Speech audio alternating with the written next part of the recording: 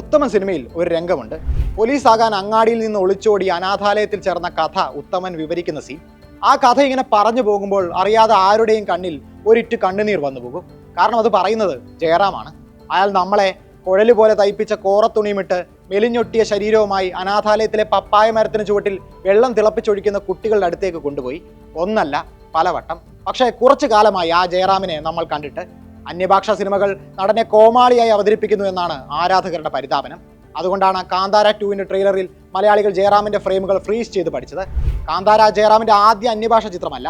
പിന്നെ ഈ പഠനത്തിന് കാരണം എന്താണ്? ഇതൊരു പ്രാർത്ഥനയുടെ ഭാഗമാണ്. ഈ സിനിമ പല മുൻ ചിത്രങ്ങളെയും പോലെ ആകരുതേ എന്ന പ്രാർത്ഥനയുടെ ഭാഗം. അന്യഭാഷയിൽ, വിശേഷിച്ച് തമിഴ് സിനിമയുമായി ജയറാമിന് നീണ്ട കാലത്തെ ബന്ധമുണ്ട്. മലയാളത്തിൽ ഇങ്ങനെ കൊട്ടിക്കേറി നിൽക്കുമ്പോഴാണ് ഒരു മണിരത്നം ചിത്രത്തിൽ അഭിനയിക്കാൻ നടന് വിളി വരുന്നത്, ദളപതി. പക്ഷേ മലയാളത്തിലെ തിരക്കിനിടയിൽ ആ ഓഫർ ജയറാം നിരസിച്ചു. പക്ഷേ തെന്നാലി തൊട്ട് ഇങ്ങോട്ട് പല കമലഹാസൻ ചിത്രങ്ങളിലും മത്സരിച്ച് അഭിനയിച്ച ജയറാം അന്യഭാഷാ സംവിധായകരെയും പ്രേക്ഷകരെയും ഒരേപോലെ കൊതിപ്പിച്ചു. വെങ്കട് പ്രഭുവിന്റെ സരോജയിലെ വില്ലൻ വേഷത്തിലെത്തി ആരാധകരെ ഞെട്ടിച്ചു. അജിത്തിന്റെ ഈഗനിലെയും വിജയുടെ തുപ്പാക്കിയിലെയും വേഷങ്ങൾ വിഷമത്തോടെയെങ്കിലും പ്രേക്ഷകർ മറന്നു കളഞ്ഞു. പിന്നീട് അങ്ങോട്ട് തമിഴിലും തെലുങ്കിലും പലതവണ ജയറാം പ്രത്യക്ഷപ്പെട്ടു. പക്ഷെ അതൊന്നും മലയാളി കാണികളെ തൃപ്തിപ്പെടുത്തിയില്ല. ഹാസ്യവേഷങ്ങളൊന്നും നമ്മെ ചിരിപ്പിച്ചില്ല. നല്ല എഴുത്തും നല്ല കഥാപാത്ര നിർമ്മിതിയും ഉണ്ടായിരുന്നില്ല എന്നതാണ് അതിന്റെ കാരണം. പുതുക്കോട്ടയിലെ പുതുമണവാളനിൽ കാലത്തിൽ നിന്ന് ഇല്ലാത്ത കഞ്ഞി കോരിയെടുക്കുന്ന ആ ഒറ്റ രംഗം മതിയല്ലോ കോമഡി നടനെ എത്രമാത്രം വഴങ്ങും എന്ന് മനസ്സിലാക്കാൻ. അത്തരത്തിലൊന്ന് എഴുതാൻ മറ്റു ഭാഷകളിൽ ആളില്ലാതായിപ്പോയി. മലയാളത്തിലും നല്ല സിനിമകൾ ജയറാമിൽ നിന്ന് മാറി നിന്നു. അല്ലു അർജുൻ ചിത്രം അലവൈകുണ്ഠപുരം ശരിക്കും ജയറാമിന് ബ്രേക്ക് ആയിരുന്നു.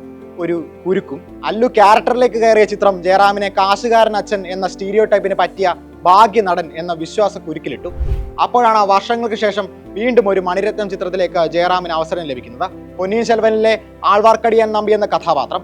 അതിനുവേണ്ടി ജയറാം ശാരീരികമായി തയ്യാറെടുത്തു, ഭാരം കൂട്ടി, മണിയുടെ സ്വപ്നത്തിനൊപ്പം നടന്നു.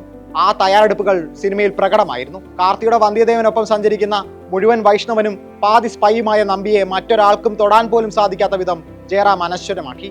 സിനിമ പ്രതീക്ഷിച്ച കളക്ഷനും പ്രശംസയും നേടിയില്ലെങ്കിലും ജയറാമിന് വിളി വന്നുകൊണ്ടേയിരുന്നു. എല്ലാം അലവൈകുണ്ഠപുരത്തിലെ CEO അച്ഛന്റെ ഛായകളുള്ള വേഷങ്ങൾ. വ്യത്യസ്തമായി ഒരെണ്ണം കിട്ടി, കാർത്തിക് സുബ്രാജിന്റെ റെട്രോയിൽ.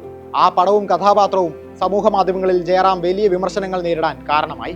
ഇത്തവണ ട്രോളുകളിൽ ഒറ്റപ്പെട്ടില്ല എന്ന് മാത്രം. കാന്താര ചാപ്റ്റർ 1 ജയറാമിന്റെ കഥാപാത്രത്തെ പറ്റി കൂടുതൽ വിവരങ്ങൾ പുറത്തു വന്നിട്ടില്ല.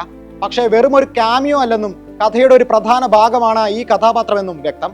കാന്താരയുടെ ആദ്യ ഭാഗത്തിൽ അച്യുത് കുമാർ അവതരിപ്പിച്ച ജന്മിക്ക് സമാനമായി നന്മയുടെ മുഖംമൂടി അണിഞ്ഞ ഒരു വില്ലനാകാം ജയറാം.